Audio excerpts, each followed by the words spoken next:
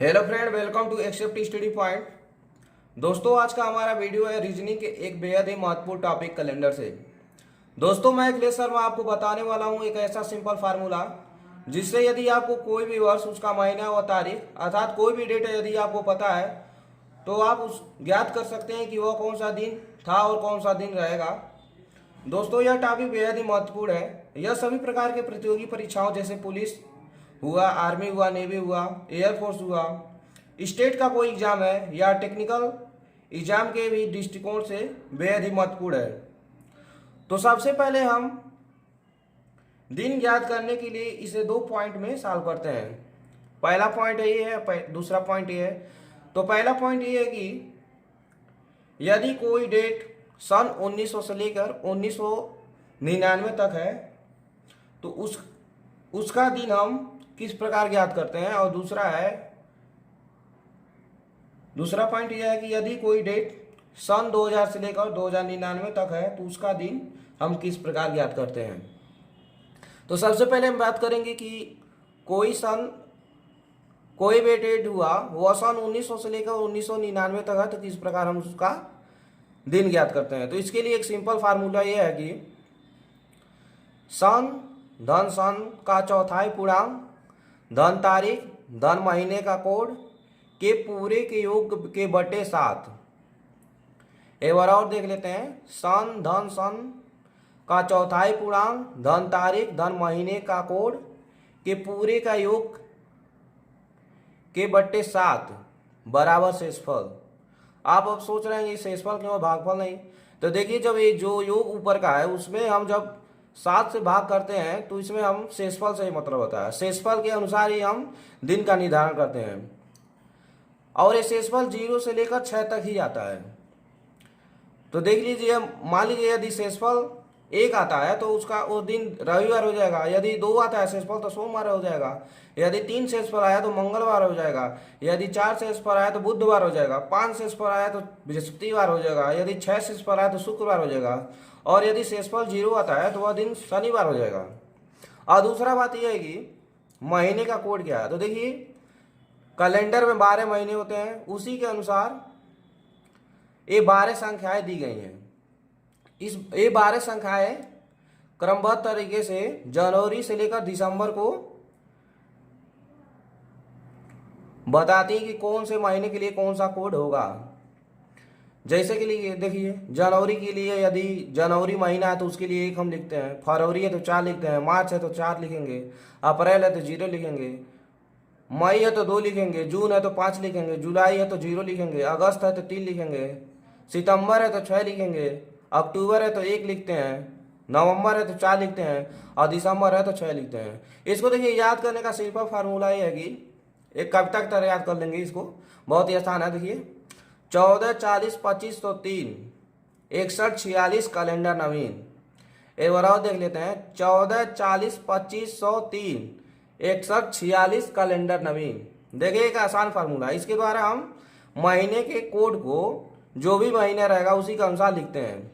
और दूसरी बात यह है कि यदि लीप वर्ष है, लीप वर्ष मतलब कि वह वर्ष जो 4 से पूर्णतः विभाजित हुआ लीप वर्ष कहलाता है। तो यदि कोई भी वर्ष यदि लीप वर्ष है, जैसे 1920 हुआ, 1928 हुआ, 2024 हुआ, ये सब लीप वर्ष हैं, तो उसमें हम क्या करते हैं कि जो जनवरी है उसका कोड 1 न लिखकर हम 0 लिखते हैं। और जो फरवरी है उसका कोड हम 4 न लिखकर 3 लिखते हैं।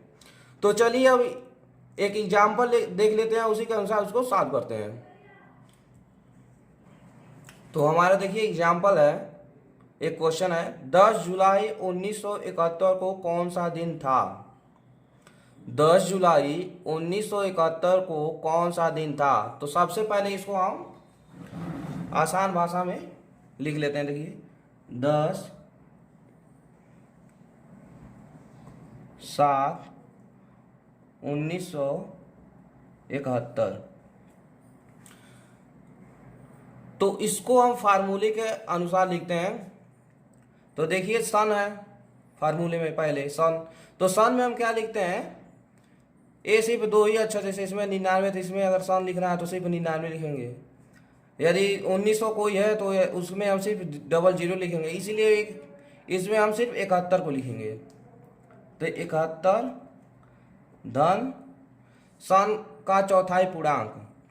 तो किसी भी संख्या का चौथाई होता है, उस संख्या में 4 से हम भाग देते हैं तो वो संख्या हमारा चौथाई प्राप्त हो जाती है। और उसको हम पूर्णांक में भी लिखना है, मतलब कि दशमलव वगैरह में न लिखे, उसको दशमलव से पहले जो संख्या है उसको हम लिखेंगे। तो जब मैं यहाँ पर हम भाग देंगे 4 से 71 में, तो हमें 17.7 प्राप्त होगा। तो उसका पूर्णांक हम सिर्फ 17 हम लिखते हैं। धन तारीख हमारा है 10 जुलाई, तो तारीख हमारा 10 है।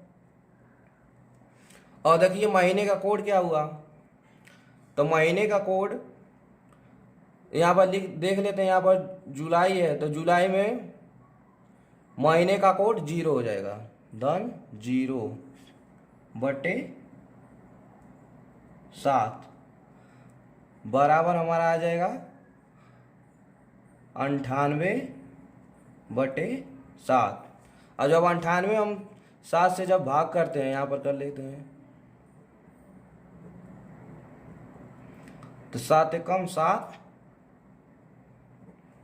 2 आया, 7 चौको 28। तो यहाँ पर हमारा शेषफल 0 हो गया। 0 0 मतलब कि 0, तो बराबर हमारा शेषफल 0 आ गया।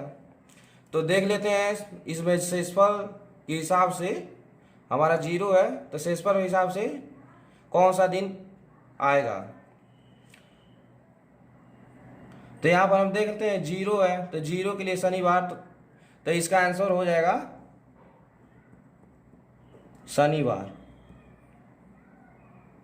मतलब कि 10 जुलाई 1971 को शनिवार का दिन था। देखिए कितना ही आसान फार्मूला है, जिसके द्वारा हम कुछ ही सेकंड में इसको ज्ञात कर लेते हैं कि कौन सा दिन था।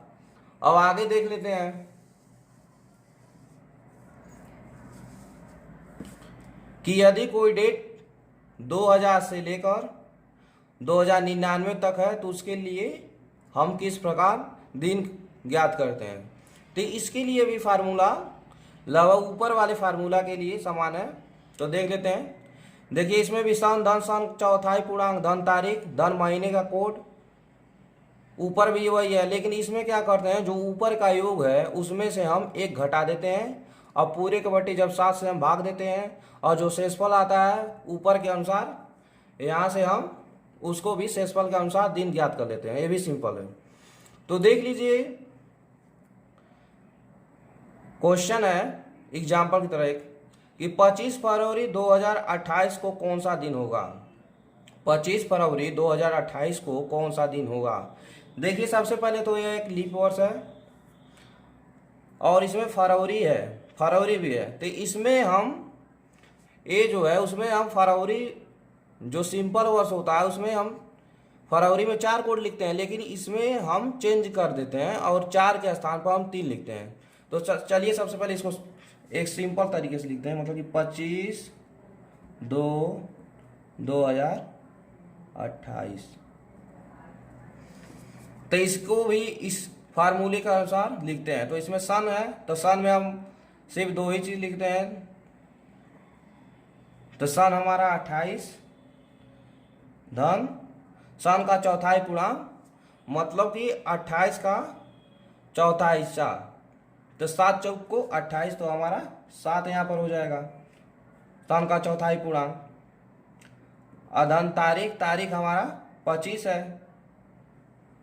अब महीने का कोड, तो महीने का कोड बताएं अभी कि फरवरी है, तो सिंपल अगर वो साल है, महीना लीप वर्ष नहीं तो वहाँ पर 4 लिखते हैं, लेकिन जब लीप वर्ष है और फरवरी का महीना है तो उसमें हम 4 के स्थान पर 3 लिखते हैं। तो यहाँ पर हम लिख देंगे 3, और इसको लगा देंगे छोटा कोष्टक, और इसका जो योग होगा उसमें से हम 1 घटा देंगे, और पूरे का जो होगा उसमें हम 7 से भाग दे देंगे।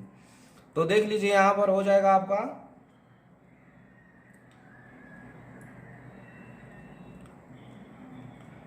28, 28 गुना 56,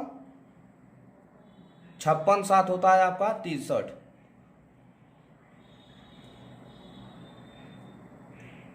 तो इसमें हो जाएगा 7 ऋण 1, बराबर आपका हो जाएगा 62/7।